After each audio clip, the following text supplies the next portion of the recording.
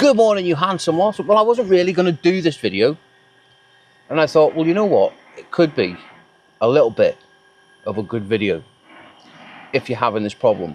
I've got a 2019 Peugeot 308, and the customer had booked it in for clutch because he couldn't get it into gear, or he was struggling to get it into gear. Now, I was off last week and the car was dropped off and it's waited for me to get back to have a look at it. I've had a little look, and the first thing I did was get in the car, feel the clutch pedal. Clutch pedal was fine. It went into gear. Okay. The clutch felt okay. Side to side movement on the gear stick was perfect. But backwards and forwards, it is extremely, extremely stiff. So anyway, what I did, come underneath the bonnet and I disconnected the cables off the gearbox and I tried it again, and the cables were extremely stiff. And all these linkages down here are nice and free. Now, with all these newer cars coming up, and like I've never changed gear cables on these. Years ago, you used to be able to buy gear cables and be done with it, fit them and adjust them and God knows what. So I thought, let's have a little look on all data and have a little look and see what sort of job it is to get them removed. Anyway, very, very detailed on how to remove them, but it does tell me that right by here, caution, the gearbox control cables cannot be separated from the control lever. Absolute stupid design, absolutely stupid design. So I've had to wait a couple of days to get them ordered from Peugeot. And here they are. Full set of cables, including the gear stick. Now, I am led to believe that there is other vehicles out there with this design, but even though they can't be separated, when I get these out, I will be cutting them apart and having a little look. So let's go back to inside the vehicle and get these gear cables removed. Now, you do have to remove just the plastic cover around the gear selector. The gear knob pulls straight off. Now, it does tell you to remove the center console, but I think we're going to be able to do it without removing the center console, because there is a little plastic cover that goes right around that you've got to lift off. But I think, can you see them? Two little 10 mils down there. Got the camera focus. Two 10 mils right down there. I've got a little pick and I've hooked it up, and I think we're just going to maneuver it backwards and forwards just to undo the 410s rather than turn it into a big job and remove the center console. Now, while I'm doing this now, obviously there's a little bit of a conversation going on in the background. We've got a young apprentice here, and don't ask how a spud gun come about in the conversation. Anyway, so do you know what a spud gun is? And he goes, yeah, it fires spuds. And I looked at him and said, no. I said, you used to have like a little plastic gun, and you used to get a potato and push it in, and it used to fire like the little bits of potato at the end of it. And he couldn't believe it, that used to be like a toy.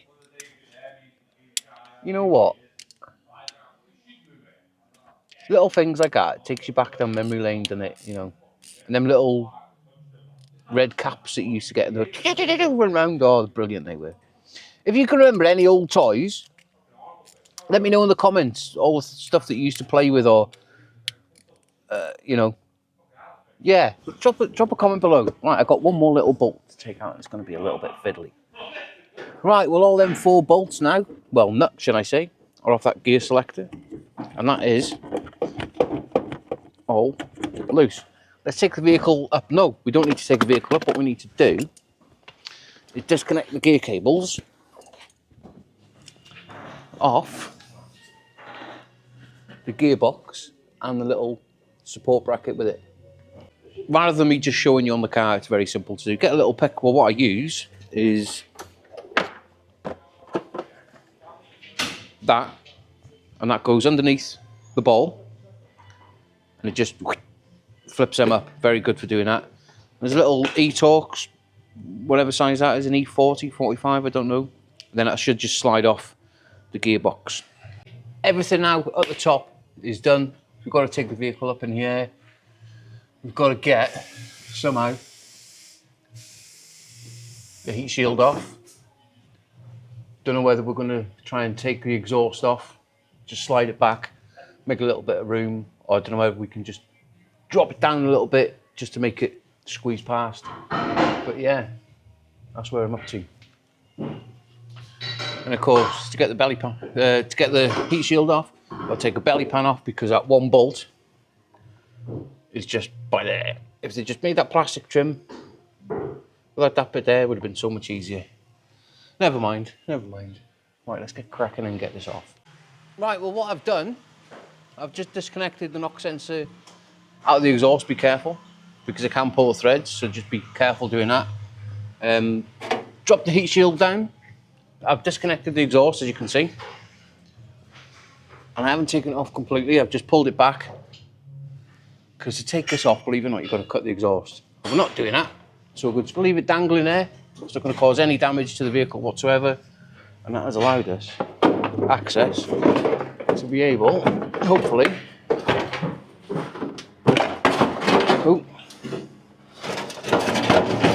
just pull them cables out like that. What a nightmare. Gear cables are now off. Let's have a little look. Get a little zipper disc. And we're going to get this cut open. I need to put a new airline on there. Leaking. Right, let's get cutting.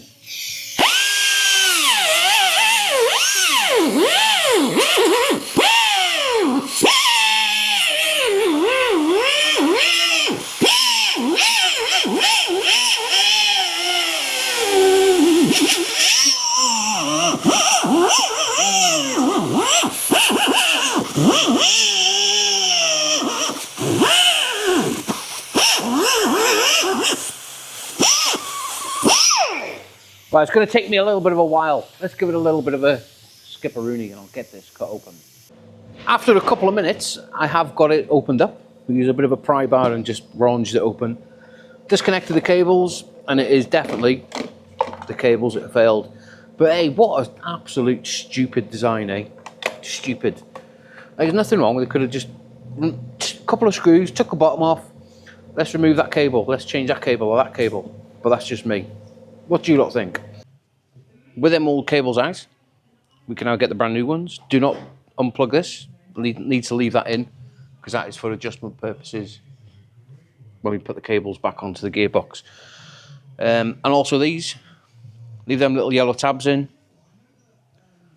Let's put it, oh, is that little rubber there? Does that come off? Yeah, that comes off.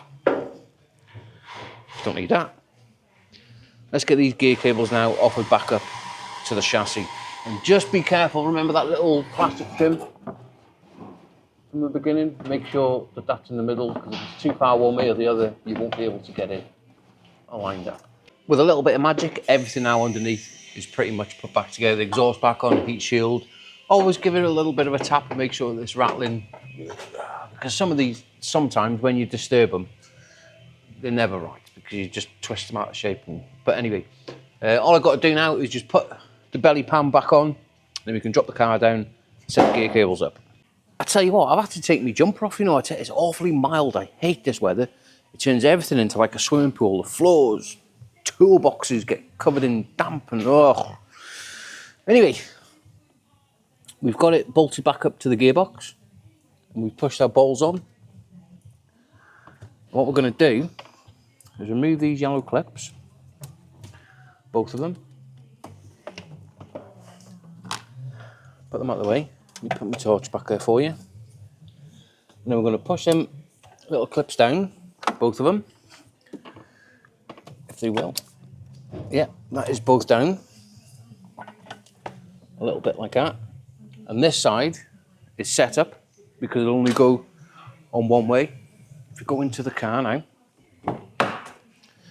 let's climb in. Oh, I'm not cut out for this, these squeezing in between posts and doors and what have you. Right, now we've got to undo this. Pull it together. Slide that off. And that now should go forward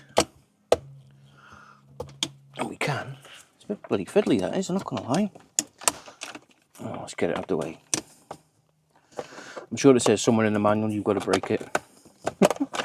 Right, that is now out.